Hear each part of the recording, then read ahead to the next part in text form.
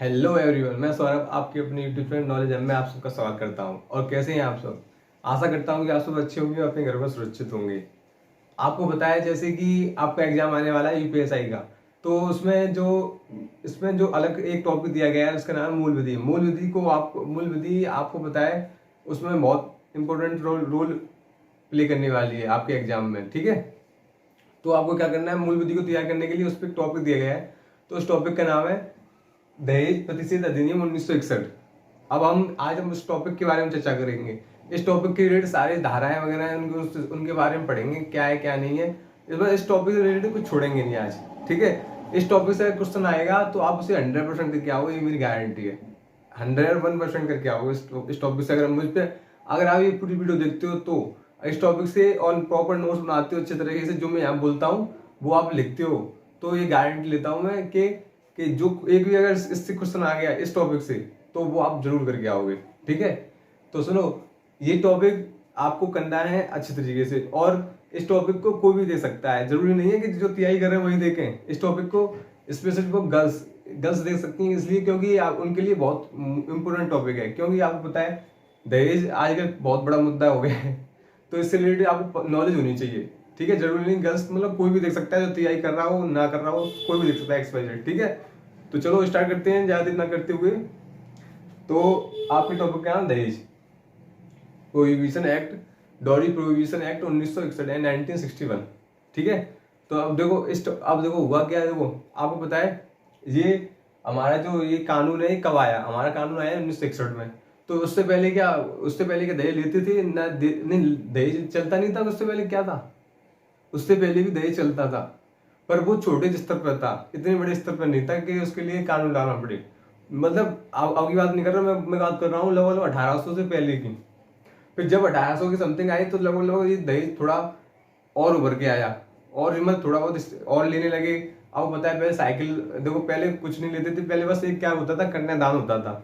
उसके बाद पता है आपको क्या क्या करने लगे? उसके बाद आपको पता है जैसे 1800 समथिंग इधर आए तो अब पता है कुछ गिफ्ट देने लगे एक तरह से, उपहार के तौर पर देने लगे। ऐसे माता पिता अपनी लड़की को देते थे कि जिससे कि उसके मतलब घर पे जाए उसे कोई दिक्कत ना हो। ठीक है, मतलब एक तरह से उसके काम आए वो चीज।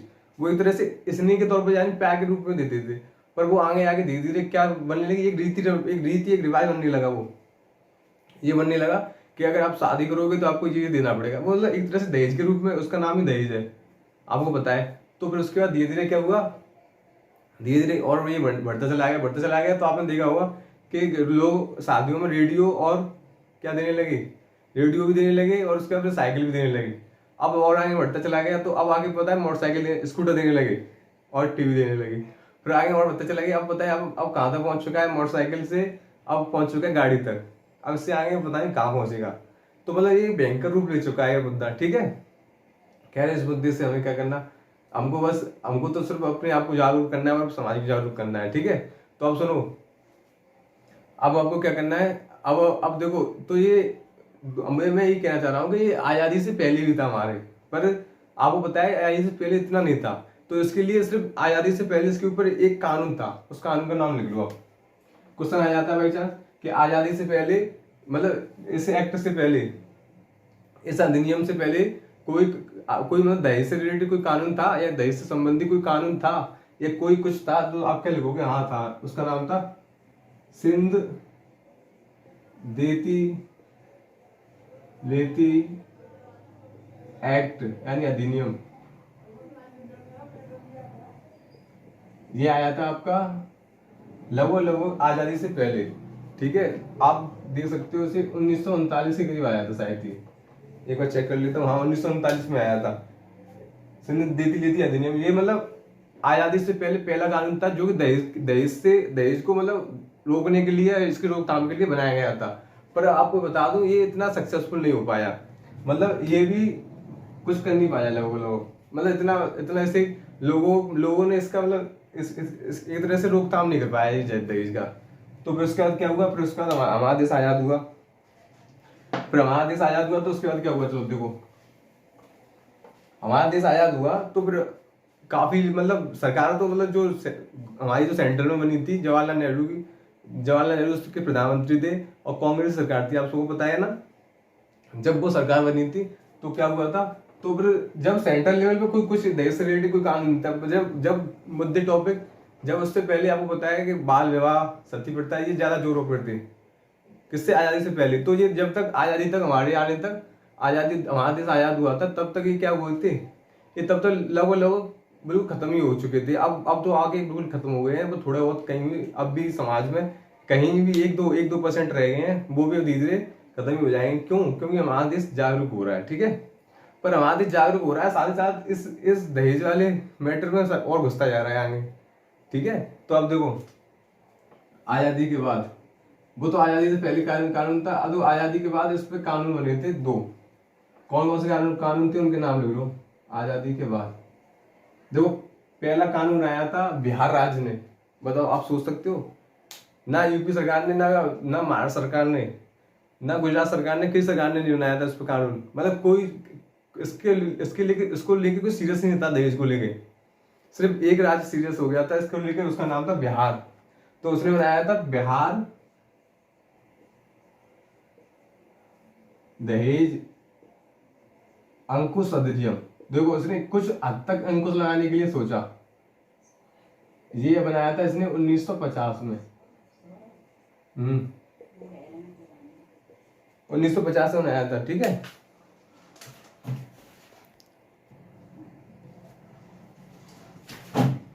तो फिर अब देखो, चलो आगे बढ़ते हैं। देखो, हमें पता है ब्याज दहेज अंकुश अधिनियम में पहला कानून था जो कि आजादी से पहले आया था। किसके लिए? दहेज पे थोड़ा अंकुश लगाने के लिए, कुछ हद तक अंकुश लगाने के लिए। पर आपको बताया कि ये सिर्फ राज्य स्तर पर काम हो रहा था, सेंट्रल स्तर पर कोई मतलब इसके बारे में कोई सीरियस था ही नहीं। तो ये भी कानून ज्यादा चलने वाला। उसके बाद एक और नया कानून आया, मतलब ये कानून ज्यादा हद तक बस अपने मतलब आसपास ही, मतलब एक राज्य में तो पूरे देश में तो रोकथाम नहीं लगा सकता था ना ये कानून, बस अपने राज्य में थोड़ा कुछ हद तक इसने रोकथाम लगाने की कोशिश की, पर ये सफल नहीं हो पाया। फिर देखो, एक कानून आया था आजादी के बाद। आप मैं बोल रहा हूँ, एक क्वेश्चन नहीं हटने दूंगा, आप बस बने रहो लास्ट तक। आजादी के बाद आया था आंध्र प्रदेश दहेज अधिनियम, दहेज प्रतिषेध अधिनियम, ऐसा कुछ नाम था। देखो, हाँ, दहेज प्रतिषेध अधिनियम, ये आया था। देखो,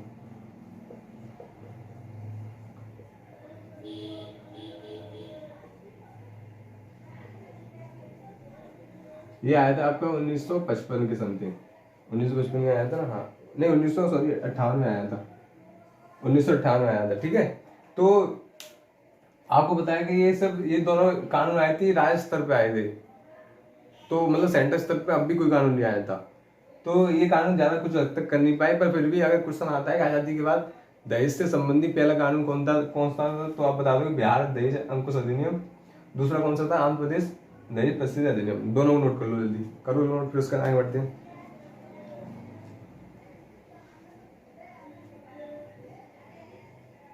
पर आपको बताए, अब देखो, अब जब ये कानून आया था 1950 में, ये कानून 1998 के समथिंग आया, तो लोग 1950 में कानून आया तो सेंटर स्तर पर कुछ हद तक हलचल हुई कि किसी राज्य में ऐसा कानून बन गया है जिससे मतलब दहेज पे प्रतिबंध लगाया जा सके, तो हमें भी कुछ करना चाहिए, ये वो, मतलब फिर काफी लोगों ने इसके बारे में चर्चा भी की। तो ये चर्चा फिर थोड़ी रंग लाई, फिर क्या हुआ देखो, आगे बढ़ते हैं।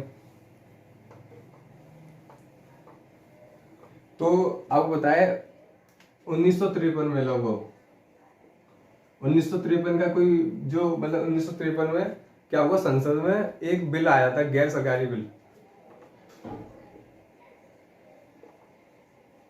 गैर सरकारी बिल, जिसका नाम क्या था? गैर सरकारी बिल, ठीक है।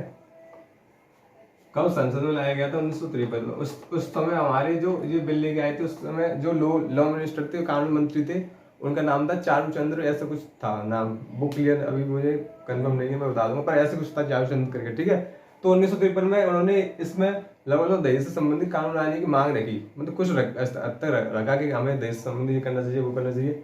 तो फिर सरकार ने बोला कि इस पर हम विचार करेंगे, और विचार करते करते करते करते साल बीत गई 6।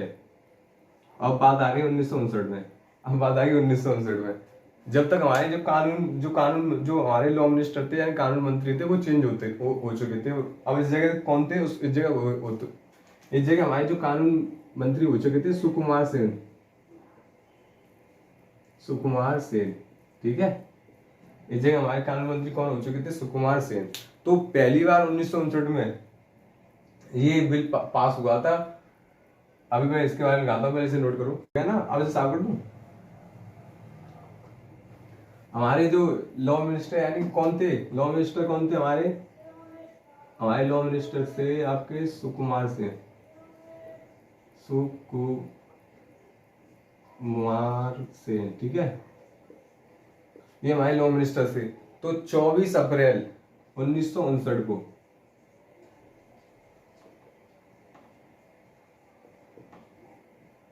1959 को ये वाला बिल, देखो बिल क्यों बोलते हैं? दहेज प्रतिशत बिल पास हुआ था पहली बार।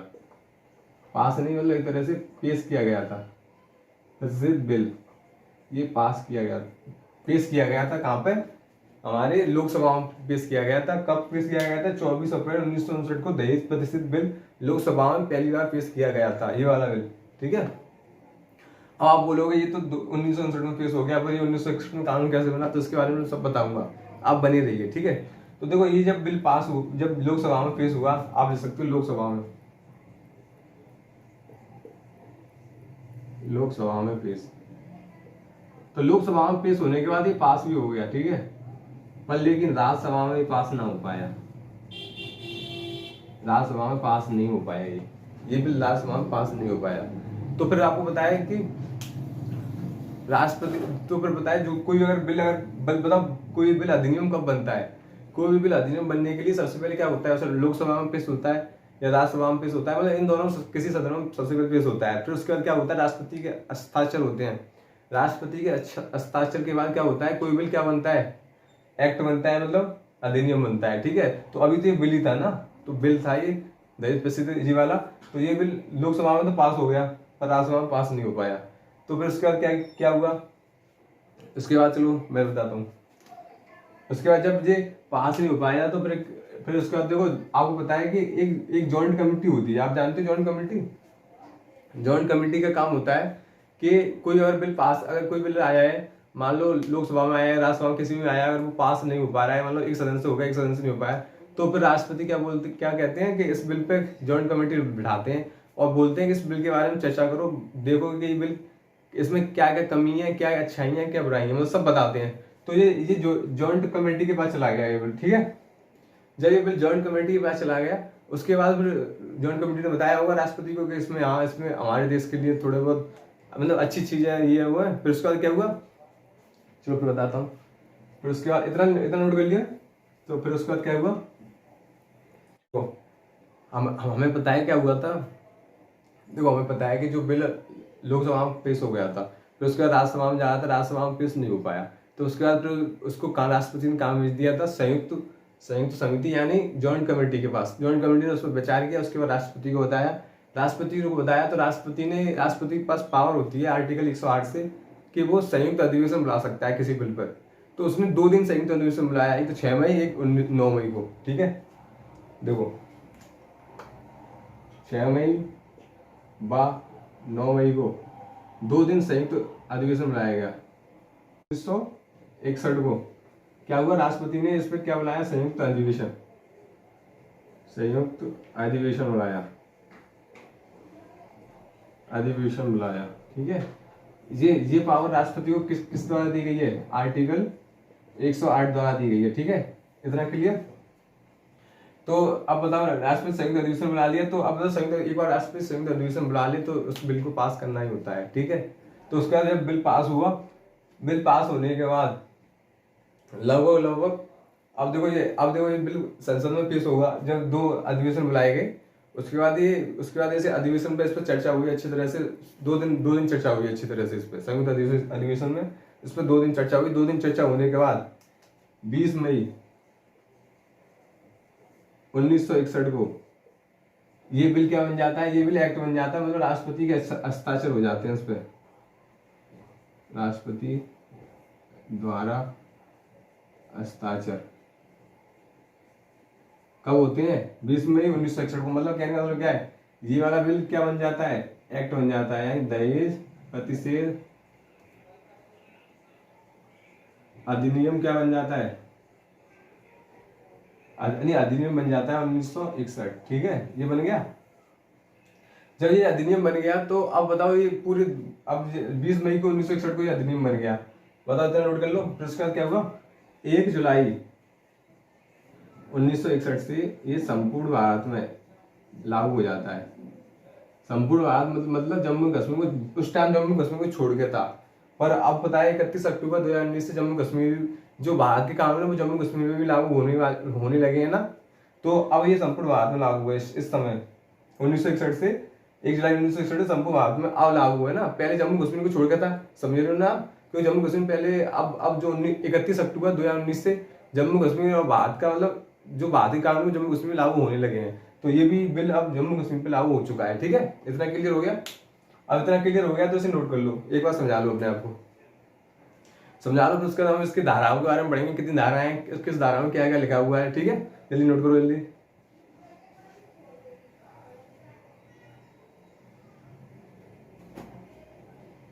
ठीक है, साहब को तुम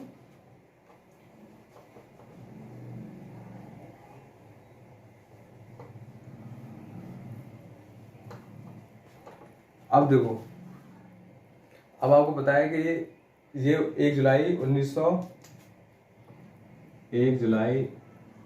1961 से संपूर्ण भारत में लागू है, ठीक है, लागू है।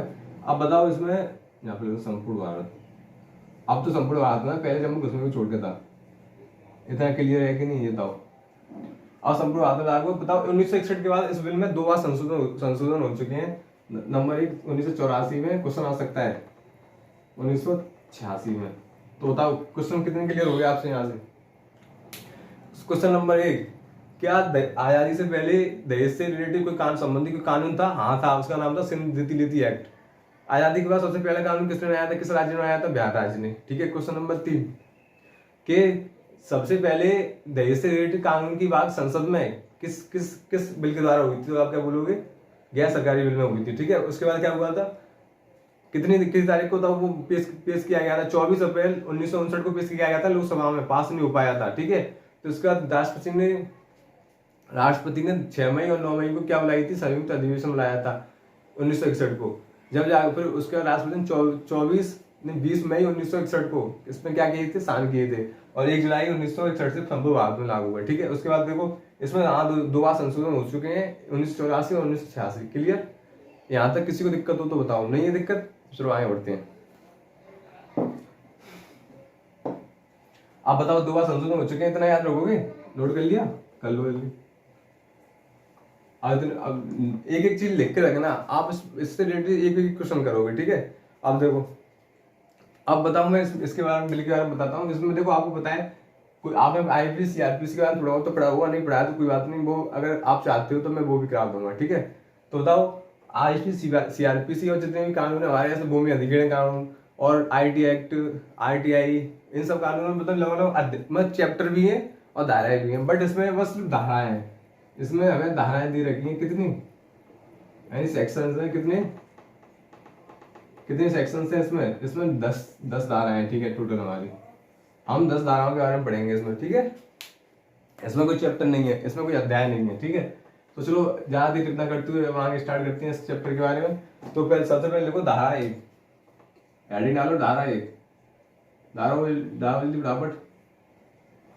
धारा 1 में क्या लिखा हुआ है ये बताओ मुझे।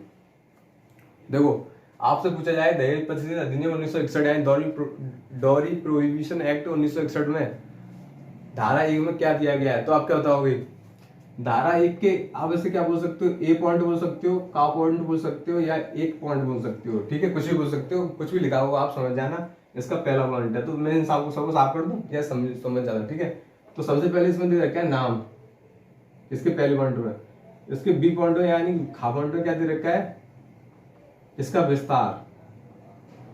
और इसके सी पॉइंट यानी घ पॉइंट में क्या दे रखा है, इसका नाम हो गया, विस्तार हो गया। इसकी लागू होने की तिथि दे रखी है, लागू कब से हुआ था बताओ। तीनों आपको क्लियर है कि नहीं? इसका नाम क्या है, इसका नाम दहेज प्रोहिबिशन एक्ट 1961, ठीक है। विस्तार कहाँ तक है, पहले जम्मू कश्मीर को छोड़ के था पूरे भारत में, अब इस समय क्या है, पूरे संपूर्ण भारत में, ठीक है।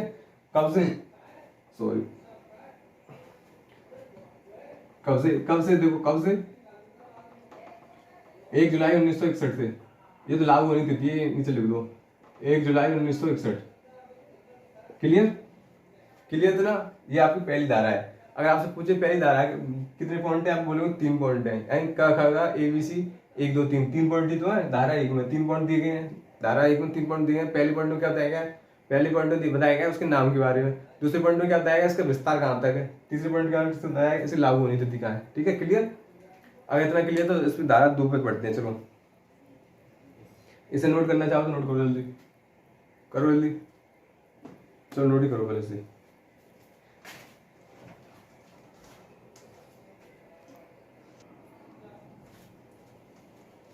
सबने नोट कर लिया होगा?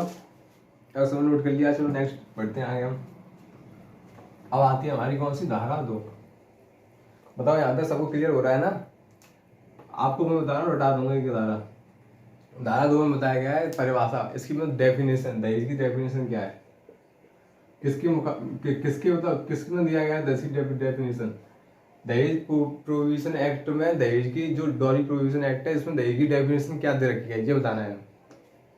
तो बताओ इसके इसके मैं इसकी डेफिनेशन यहाँ लिख देता हूँ, यहाँ लिख देता हूँ। चलो दहेज करार हुआ है। अब ठीक है, अब देखो यहाँ पे मैंने दहेज की डेफिनेशन लिख दी है, ये धारा 2 में दे रखी है। ठीक है, तो अब मैं इस दहेज की डेफिनेशन को समझाता हूँ, ये लिखा क्या है। वैसे तो आपको मुझे पता है हिंदी पढ़ना आती है, फिर भी मैं अपने शब्दों में समझाता हूँ। देखो इसमें दिया गया दहेज अर्थात क्या चीज है दहेज। दहेज ये है कि कोई भी संपत्ति, देखो इसमें लिखा है कोई भी संपत्ति। संपत्ति कैसी हो सकती है? चल और अचल दोनों हो सकती है। मतलब चल अचल मतलब क्या समझो आप? मूवेबल और इमूवेबल। मतलब क्या है इसका? मतलब कोई ऐसे मान लो आप मोटर गाड़ी देते हो, या मान लो गाड़ी देते हो या कार, ये सब देते हो, तो ये तो किसमें आएगी? चल में है। और अगर मान लो कोई प्रॉपर्टी देते हो या कोई कुछ पैसा का देते हो, ये किसमें आएगी? अचल संपत्ति। ठीक है, या मूल्यवान प्रतिभूति। मूल्यवान प्रतिभूति में कुछ ऐसे डॉक्यूमेंट जिनमें ऐसे मान लो कोई ऐसे डॉक्यूमेंट जिसमें आपकी काफी मतलब वो दे रखी हो प्रॉपर्टी वगैरह, या मतलब कुछ ऐसे मतलब आप समझ रहे हो ना मूल्यवान प्रतिभूति का मतलब क्या है।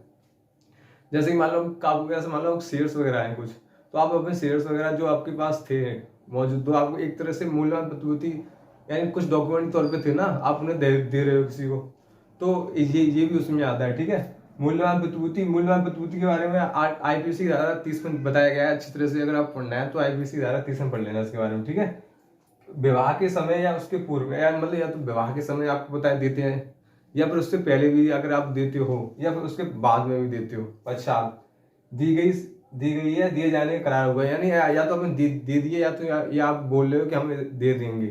ठीक है, ये सब किस में आती है? ये सब दहेज के अंडर आते हैं। ठीक है, दहेज में आते हैं। ठीक है, तो ये डेफिनेशन दे रखी है धारा 2 में।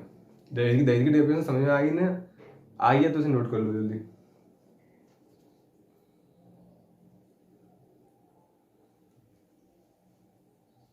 और सुनो, इसमें ये दिखाई दे रहा है शब्द कहाँ गया? पक्षकार होगा इसमें।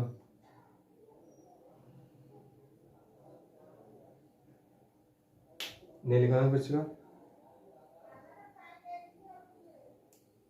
हाँ, इसमें एक लाइन और एक और लाइन यहाँ पे ऐड कर लेना। मूल्यवान प्रति यहाँ विधि के पश्चात या किसी समय दी गई है, इससे पहले इसमें किसी समय से पहले इसमें एक लाइन और ऐड करनी है हमें। प्रत्यक्ष या अप्रत्यक्ष रूप से, मतलब कहने का मतलब क्या है?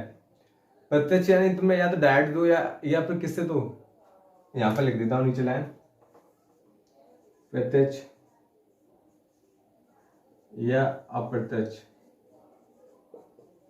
रूप से किसी भी पक्षकार द्वारा।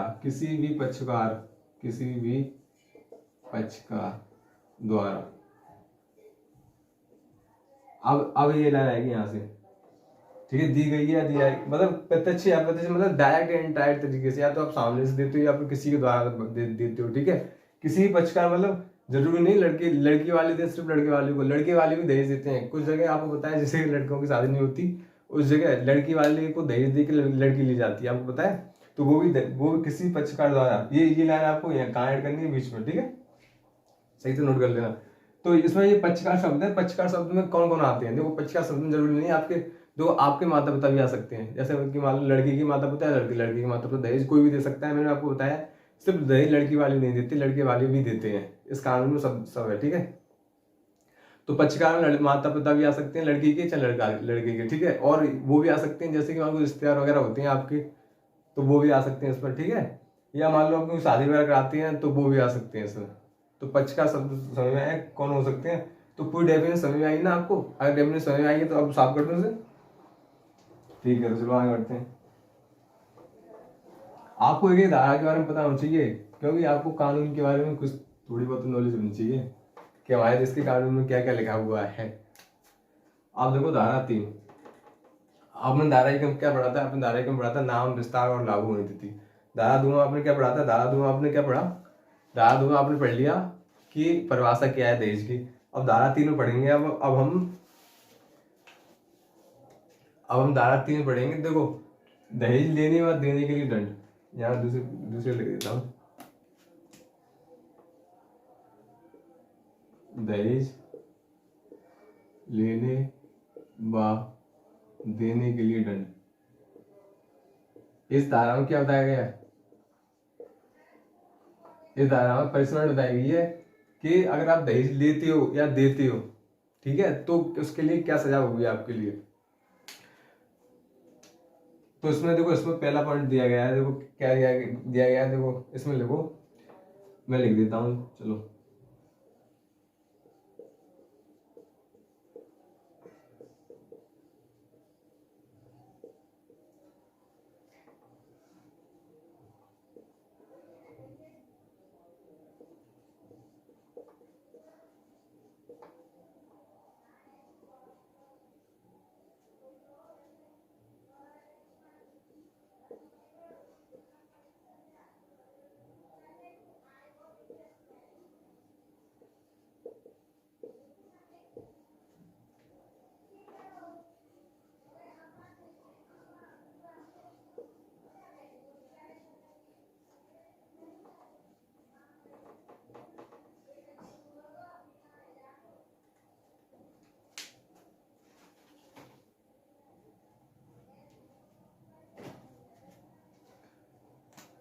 ठीक है, अब देखो ये ऐसा पहला, इसमें पहला पॉइंट दिया गया है। देखो क्या दिया गया है, इसका पहला पॉइंट देखो। देखो, यदि कोई व्यक्ति दहेज लेगा या दहेज देगा या दहेज लेने व देने का दुष्प्रयोग कर देगा तो वो किस धारा में दोषी होगा? धारा 3 में। इसमें देखो दंड लिख लो। दंड क्या है इसमें? इसमें दंड है आपका कम से कम 5 वर्ष की सजा। कम से कम 5 वर्ष की सजा।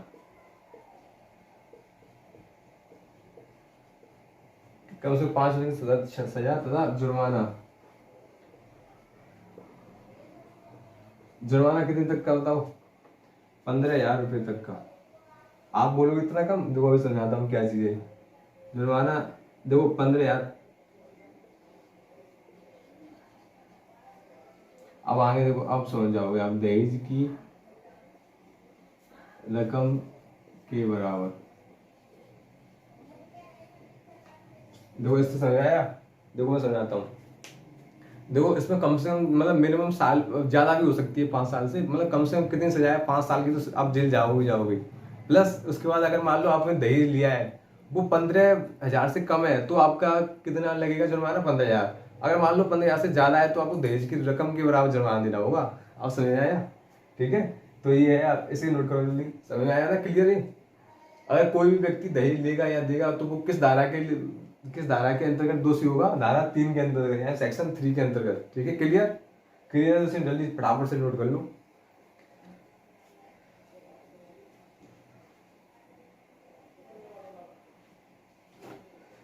चलो आपने नोट कर लिया होगा। चलो नेक्स्ट बढ़ाओ आगे।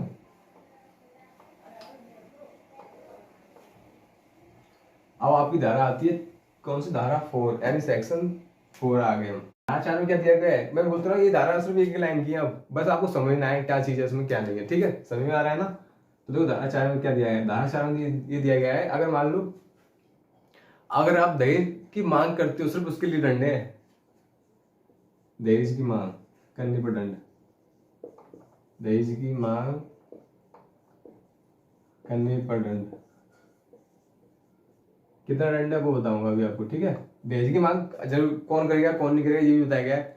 मैंने आपको बताया वर या वधू के माता पिता, संरक्षक, नातेदार, रिश्तेदार, या फिर मान लो कोई भी हो एक्सपायर जो आपकी तरफ से दहेज की मांग कर रहा है, प्रत्यक्ष या अप्रत्यक्ष यानी डायरेक्ट या इनडायरेक्ट तरीके से, तो उसके लिए आप किस किस आर्टिकल यानी किस आर्टिकल सॉरी किस सेक्शन के थ्रू, मतलब किस सेक्शन में, मतलब धारा कौन सी धारा के अंतर्गत आप दोषी होंगे, आप धारा 4 के अंतर्गत दोषी होंगे। इसमें दंड है, दंड क्या है, इसमें दंड है आपको कम से कम 2 साल सजा, कम से कम 2 साल की सजा, 2 वर्ष का कारावास, 2 वर्ष का कारावास प्लस 10,000 रुपये का जुर्माना, या दोनों हो सकती हैं। ठीक है, बताओ समझ में आया कि नहीं, आ गया। धारा 4 समझ में आएगी ना। धारा 3 में क्या, दहेज लेने या देने के लिए दंड है, या अगर आप दहेज लेती हो या देती हो उसका दुष्प्रयोग करते हो तब भी आपके लिए दंड है। ठीक है, अगर मान लो आप दहेज लेते हो या देते हो या उसका करार भी करते हो ना, तब भी आपको दंड मिलेगा। और इसमें क्या है, इसमें अगर दहेज की मांग करने पर सिर्फ मांग कर रहे हो आप तो उसके लिए दंड है। ठीक है, समझ में आया, दोनों धारा समझ में आई। चलो आगे बढ़ते हैं, नेक्स्ट धारा आप इसे नोट कर लो जल्दी से।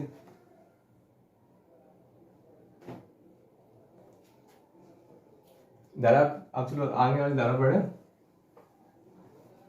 चलो देखो अब आपकी धारा आती है 4A, मतलब चौथे का पार्ट है, ए पार्ट बोल सकते हो या चौथे का पहला पार्ट बोल सकते हो। ये पार्ट 1986 में बोला ना। अब इस जो संविधान, इस अधिनियम में 2 बार संविधान संशोधन हो चुके हैं, एक तो 1984 और 1986। तो ये जो धारा 4A किसके द्वारा जुड़ी गई है, 1986 संविधान संशोधन द्वारा। ठीक है, 1986 संविधान संशोधन द्वारा जुड़ी गई है। ठीक है, संशोधन द्वारा। ठीक है, आप देखो इसमें लिखा गया है, इसमें लिखा है अगर दहेज संबंधी कोई भी विज्ञापन करते हो, जैसे कि मान लो आप उसमें इश्तिहार देते हो, या मान लो आप एडवर्टाइज देते हो कि ऐसे कि हमारी लड़की है, हम इस पर इतना पैसा खर्च करेंगे, हमारी इकलौती लड़की है, कोई अच्छा लड़का हो तो हम, या फिर कोई ऐसा मान लो कोई लड़का है तो उस पर ज़्यादा पैसा है तो बोलेगा इतने हम पैसा देंगे, कि कोई लड़की अगर शादी करना चाहती है तो ये मतलब ये आप कर नहीं सकते। ये किस धारा के अंतर्गत दोषी होंगे आप, धारा 4 के अंतर्गत। तो आप इसमें लिख सकते हो दहेज संबंधी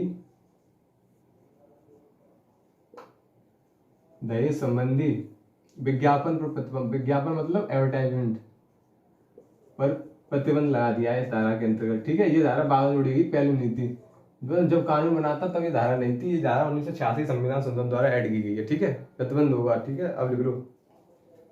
और इसमें दंड कितना होगा, अगर मान लो आप ऐसा करते हो तो आपको दंड देख लो, दंड देख लो क्या है, 6 महीने से 5 वर्ष तक का कारावास है। देख लो, सिर्फ आप विज्ञापन देते हो तब, तो देख लेना, देना और नहीं, क्या आप सोच लो।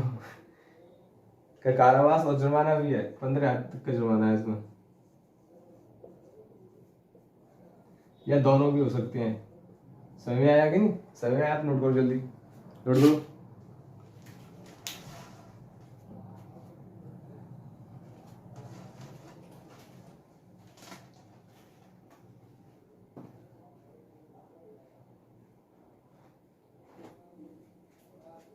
बताओ धारा समझ में आ रही है ना। धारा 1 में क्या दिया हुआ है, चलो एक बार रिवाइज करा देता हूँ फिर से। धारा 1 में दिया गया है आपका नाम, विस्तार और लागू होने की तिथि। धारा 2 में क्या, धारा 2 में दी गई है परिभाषा दहेज की। धारा 3 में क्या दिया गया है, धारा 3 में दिया गया है दहेज लेने व देने के लिए दंड। ठीक है, धारा 4 में क्या दिया गया है, धारा 4 में दिया गया है दहेज उनकी मांग करने के लिए दंड। और धारा 4A में क्या दिया गया है, दहेज संबंधी अगर आप कोई विज्ञापन अगर देते हो या छपवाते हो, कुछ भी करते हो, ठीक है, तो उसके लिए दंड। तो बैन है और मतलब प्रतिबंध है उस पर। अब आगे बढ़ते हैं, धारा 5 पे आते हैं। बताओ तेरा समझ में आ रहा है कि नहीं, धारा समझ में आ रही है कि नहीं, बताओ। चलो आगे बढ़ते हैं, धारा 5। धारा 5 में देखो, धारा 5 में दिया गया है दहेज, चलो हाँ, इसमें लिखा है दहेज लेने व देने का करार शून्य होगा।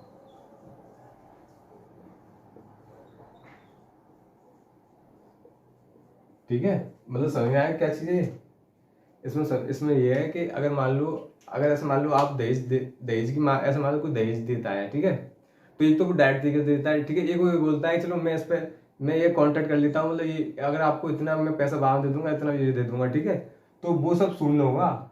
आप भले ही आप साइन करवा लो उससे, मतलब किसी ऐसे लड़की की माता बताए कि किसी से भी मतलब आप साइन करवा लेते हो कि इतना पैसा ये बाद में देंगे, भले आप कॉन्ट्रैक्ट करवा लेते हो अच्छे तरीके से, पर फिर भी वो कॉन्ट्रैक्ट माना नहीं जाएगा, सुन नहीं होगा, आप उससे एक पैसा भी नहीं ले सकते। अगर ऐसा करोगे तो जेल में लग जाओगे। ठीक है, समझ में आ रहा है कि नहीं? मतलब कोई भी करार, जितना भी आपने कुछ भी किया हो देश संबंधी, वो सब शून्य होगा, कुछ नहीं मिलेगा आपको। ठीक है, चलो इसके बारे में और समझा देता हूँ थोड़ा बहुत।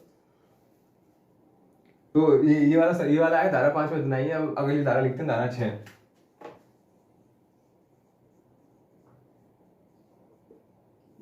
धारा 5 समझ में आई ना?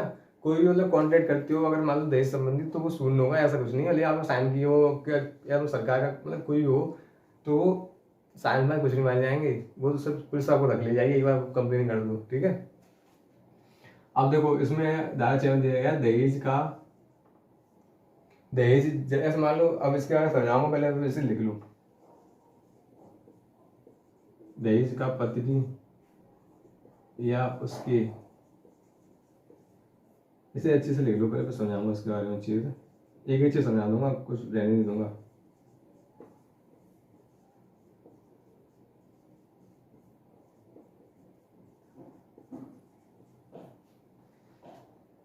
देखो इसका मतलब क्या, दहेज का पत्नी है उसके वारिसों के लिए होना। ठीक है, इसमें क्या है, इसमें ये है मान लो कि आपने ऐसे मान लो कि शादी होगी किसी की, उसमें दहेज काफी दिया किसी, ऐसे मान लो लड़की की लड़की के माता पिता ने या किसी ने भी जिसने शादी की है, उसने दहेज दिया लड़के वालों को, खूब दे दिया दहेज। ठीक है, अगर लड़की मान लो लड़की ऐसे इसमें क्या दिया गया, इसमें दिया गया अगर मान लो आपने दहेज दहेज इन्होंने ले लिया और पता चला इन्होंने दहेज लिया है, तो आपको दहेज शादी के लगभग 3 महीने के, शादी की तारीख के 3 महीने के अंदर लड़की के नाम पे करना होगा। आप तो जेल जाओगे दहेज के उस केस में। आपको वो जो दहेज है उसको लड़की के मतलब जो जो शादी करके आई है उसके नाम पे करना होगा। अगर मान लो बाई चांस अगर उसकी मान लो मृत्यु भी हो जाती है, जैसे कि नेचुरल तरीके से या अननेचुरल तरीके से, नेचुरल तरीके अननेचुरल तरीके पता है आपको? अननेचुरल तरीका मतलब ऐसे हार्ट अटैक वगैरह या कोई बीमारी से उससे होती है, तो कोई याद नहीं, तो तब भी वो जो दहेज का पैसा उसके माता पिता को मिलेगा, लड़की के माता पिता को। ठीक है, अगर मान लो किसी के ऐसे कारणों से होती है, जैसे कि मान लो उन्हें लगता है कि जलाकर मार गया उस तरीके से, तो आप तो फंसोगे और उस पैसे को लड़की के माता पिता को ही मिलेगा फिर से, अगर उसके बच्चे नहीं है तो। अगर उसके बच्चे हैं तो उन बच्चों के नाम होगा, नहीं तो किससे मिलेगा, लड़की के माता पिता को। समझ में आया ये लाइन? अगर आया तो देखो लिखो इसे।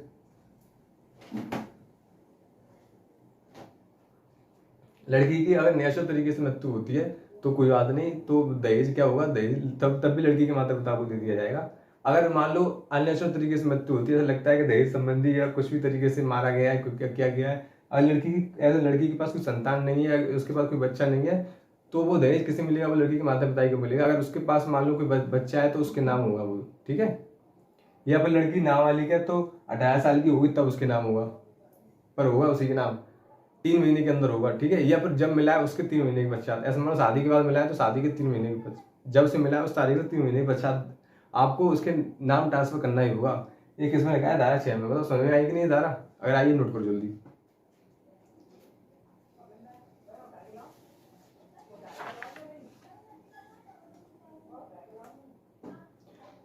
सुनो, अगर ये लिख लो, अगर आप ऐसा नहीं करते तो इसमें दंड क्या है? इसमें दंड है आपका 6 महीने से 6 मास से 2 साल तक की सजा, अगर आप नाम नहीं करते तो उसे। ठीक है, और क्या है, 5,000 से 10,000 तक का जुर्माना।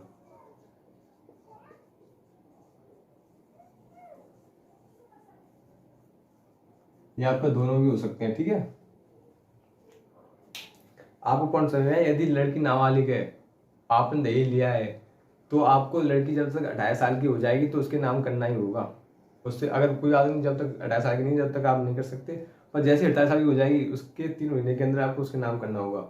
ठीक है, अगर मान लो लड़की की मृत्यु हो जाती है तो उसके बच्चों के नाम, अगर उसके बच्चे नहीं है तो उसके माता पिता को देना होगा, लड़की के माता पिता को। ठीक है, समझ आया? तो इसे नोट करो जल्दी। आया ना समझे? चलो नेक्स्ट पढ़ते हैं, और कुछ तो है नहीं इसमें। धारा 7 पे आते हैं हम। इधर समझ आया कि नहीं? चलो धारा 7 लिखो। अब देखो धारा 7 क्या है।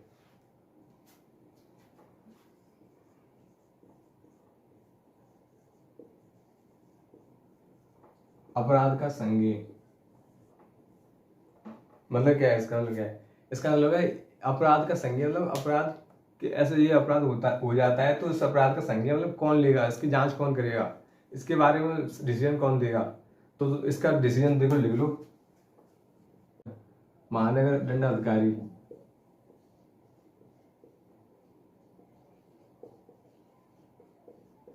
महानगर दंड अधिकारी कर सकते हैं, या फिर जो फर्स्ट उसके होते हैं ना, फर्स्ट क्लास के जो मजिस्ट्रेट होते हैं, फर्स्ट क्लास के मजिस्ट्रेट होते हैं, वही इसकी वो कर सकते हैं, इसके फैसला सुना सकते हैं, और कोई नहीं सुना सकता। ठीक है, सबसे बताया आपको, सबसे पहले होता है सेशन कोर्ट, सेशन कोर्ट के बाद आते हैं आपके जो फर्स्ट क्लास होते हैं। ठीक है, तो वही जो फर्स्ट क्लास मजिस्ट्रेट होते हैं, या सेशन कोर्ट सुनाएगा या सेशन कोर्ट नहीं सुनाएगा, तो फर्स्ट क्लास मजिस्ट्रेट होते हैं ना, वो सुना सकते हैं इस पर सजा। ठीक है, तो यही बोला गया अपराध संज्ञा कौन करेगा, मतलब कौन इसे देखेगा, ये भी लिखा गया है, धारा कितने लिखा गया है, 7 में। तो आपको समझ आया ना। आप इसमें ये ले सकते हो, प्रथम वर्ग के न्यायिक अधिकारी से नीचे इसकी मतलब प्रथम वर्ग के जो न्याय फर्स्ट क्लास के जो मजिस्ट्रेट होते हैं, उनसे नीचे कोई भी अधिकारी इसकी जांच नहीं कर सकता, मतलब इस पर फैसला नहीं सुना सकता। ठीक है, इतना समझ आया ना। अब चलो आगे लिखते हैं।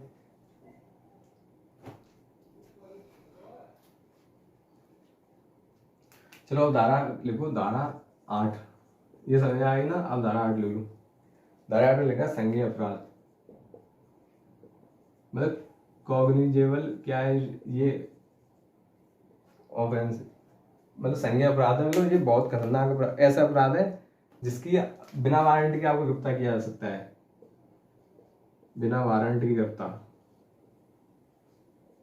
बिना वारंट के आपको गिरफ्तार भी किया जा सकता है इस अपराध में। ये कौन सा धारा लिखा गया है, धारा 8 में। समझ में आ रही है ना। आपसे ये नहीं पूछेंगे कि आपको वारंट दें, पहले आप पूछेंगे वारंट लाओ तब आपको गिरफ्तार करें। और सुनो, इसमें आप जरूरी नहीं है कि आपके, और आपको बताएं ये गैर मतलब नॉन बेल वाले, मतलब इसमें बेल नहीं होती। ऐसा मान लो पुलिस पकड़ लेगी तो पुलिस स्टेशन से बेल नहीं होगी, जब तक जज फैसला नहीं सुना देगा आपको जेल में देना होगा। तो ये लिख लो, गैर जमानती है ये अपराध है।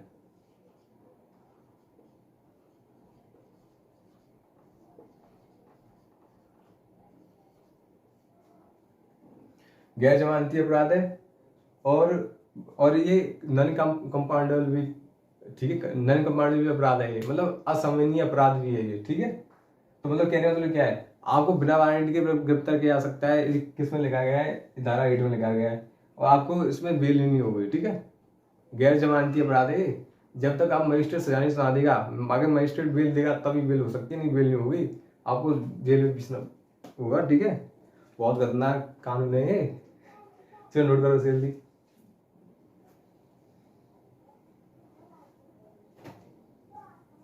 धारा 8 तक पढ़ लिया आपने, चलो धारा 9 में देखते हैं क्या है। धारा 8 की भी एक दो पॉइंट और हैं, वो मैं अभी लिखा नहीं रहा हूँ उसमें। चलो हाँ, धारा 8 का ए पॉइंट है, उसमें लिखा गया है सबूत का भार आरोपी पर। धारा 8 का बी पॉइंट है, इसमें लिखा गया है कि दहेज जो प्रोविजन जो अधिकारी की नियुक्ति कौन करेगा, राज्य सरकार करेगा, राज्य सरकार करेगी। मतलब क्या है, चलो उसमें लिखा देता हूँ। धारा 8 का ही पॉइंट है ए और बी। देखो ए पॉइंट में लिखा गया है सबूत का भार आरोपी, मतलब जो आरोपी है उसे खुद प्रूव करना होगा कि वो निर्दोष है, या उसमें उसे मतलब फंसाया गया है, कुछ भी एक्सवाइजेड कुछ भी, उसे प्रूव करना हो, और कोई नहीं कर सकता। ठीक है, और देखो दूसरा क्या है, दूसरा ये 8 के पॉइंट है ए और बी। ठीक है, दूसरा है ये कि दहेज का जो हर राज्य में दहेज प्रतिषेध अधिकारी की नियुक्ति कौन करेगा, राज्य करेगा। ये किसमें लिखा गया है, धारा 8 के बी पॉइंट में लिखा गया है।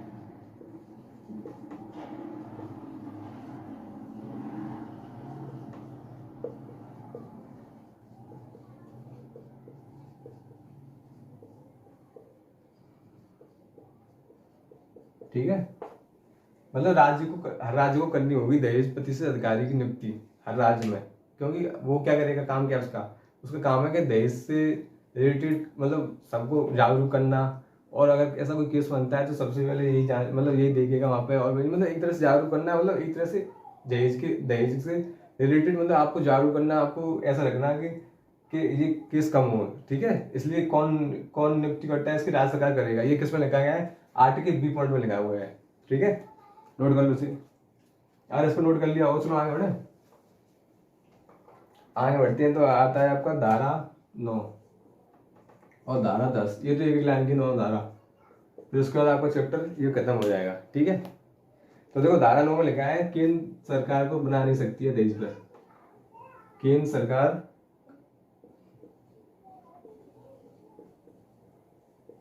के नियम बना नहीं सकती। किस पे, किस कानून पे? दहेज पे। केंद्र सरकार को नियम बना नहीं सकती थी कि ये दहेज के, दहेज से रिलेटेड। ठीक है, और इस पे क्या है, राज्य सरकार को नियम बना नहीं सकती। धारा 10 में क्या दिया है, राज्य सरकार को नियम बना नहीं सकती।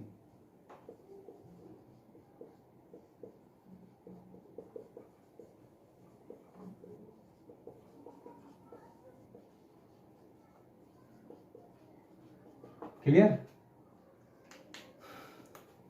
और ये आपका आज टॉपिक खत्म हो गया, पूरा टॉपिक हमने कवर कर लिया इस वीडियो में। बताओ अगर आपको वीडियो अच्छी लगी हो तो इसे लाइक शेयर सब्सक्राइब करना ना भूलें। और अगर आपने अगर ये सही से पढ़ा होगा और सही से नोट्स बनाए होंगे तो आप इस टॉपिक से एक क्वेश्चन नहीं छूटेगा आपको, ये गारंटी है मेरी। अगर आपको वीडियो अच्छी लगी तो इसे लाइक शेयर सब्सक्राइब करना जरूर ना भूलें। ठीक है, और ज़्यादा दोस्तों को जोड़ें। ठीक है, मिलते हैं नेक्स्ट वीडियो में।